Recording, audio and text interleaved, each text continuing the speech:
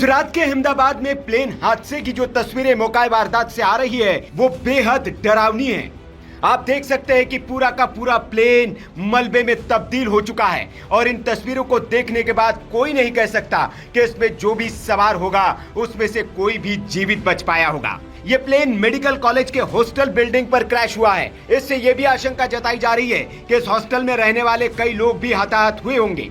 आपको बता दें कि एयर इंडिया के इस विमान में गुजरात के अहमदाबाद के इंटरनेशनल एयरपोर्ट से लंदन के लिए उड़ान भरी थी, लेकिन उड़ान भरने के तुरंत बाद ही एयर इंडिया का ये ड्रीम लाइनर विमान क्रैश हो गया। इस विमान में 230 पैसेंजर, 2 पायलट और क्रू के 10 मेंबर यानी कि कुल 242 पैसेंजर सवार थे। लेकिन इस प्लेन के क्रैश होने से ठीक पहले प्लेन के पायलट सुमित सबरवाल ने मेडे कॉल किया था। विमानन की दुनिया में पायलट ये संकेत आखिरी वक्त में देता है। इसका मतलब होता है कि मेरी मदद करो। जब पायलट को ये लग जाता है कि अब हालात उसके हाथ में नहीं है, काबू से बाहर हो चुके हैं, तब वो मेडे संकेत जारी करता है।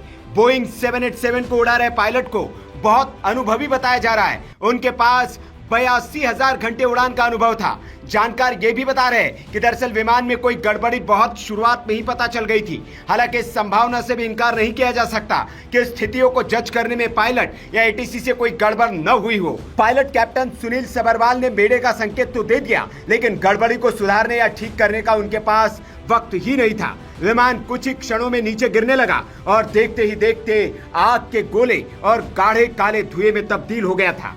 जानकार बता रहे कि इस तरह की कोई गड़बड़ बहुत ऊंचाई पर होती है तो पायलट को सोचकर कुछ करने का वक्त भी मिलता है, लेकिन जाहिर है कि पायलट ने उड़ते ही मेडे का संकेत दिया, यानी उसी समय उसे लग गया था कि हालात उसके कंट्रोल में नहीं है। मेडे शब्द फ्रेंच के मैडर यानी कि मेरी मदद करो शब्द से लिया गया है। 1927 में वॉशिंगटन के इंटरनेशनल रेडियो टेलीग्राफ कन्वेंशन में इसे आधिकारिक आपातकालीन कॉल बनाया गया। पायलट इसे 3 बार दोहराते हैं, मेडे मेडे मेडे, ताकि एटीसी इसे तुरंत समझ ले और बाकी रेडियो संदेशों के बीच ये साफ सुनाई दे। ये कॉल इंजन फेल, आग, दबाव में कमी या किसी ऐसी स्थिति में दी जाती है जहां तुरंत मदद की जरूरत होती है। जानकारी ये भी मिल रही कि अहमदाबाद हादसे में पायलट ने टेक ऑफ के 2 मिनट बाद ही मेडे कॉल दिया था। उस वक्त विमान सिर्फ 625 फीट की ऊंचाई पर था। इससे साफ है कि पायलट को तुरंत किसी गंभीर समस्या का एहसास हो गया था। ये भी अनुमान लगाया जा रहा है कि विमान का पिछला हिस्सा किसी पेड़ या दीवार से टकराया हो। साथ ही इंजन में तकनीकी खराबी की भी अटकलें लगाई जा रही है। लेकिन यहाँ यह भी जिक्र करना जरूरी है कि विमान की 2 बार दिल्ली और अहमदाबाद में जांच की जा चुकी थी।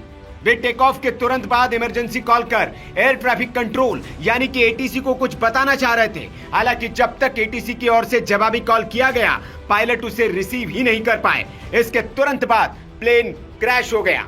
इस हादसे पर एयर इंडिया का बयान भी आया है। एयर इंडिया ने कहा कि प्लेन क्रैश होने के बाद फायर ब्रिगेड की कई गाड़ियां मौके पर पहुंची है। राहत और बचाव का काम किया जा रहा है। हालांकि इस हादसे में कितने जान माल का नुकसान हुआ है, इस बारे में अभी तक कोई आधिकारिक जानकारी नहीं आ पाई है। एयर इंडिया ने सोशल मीडिया हैंडल एक्स पर कहा है कि फ्लाइट AI-171 अहमदाबाद से लंदन गैटविक जा रही थी।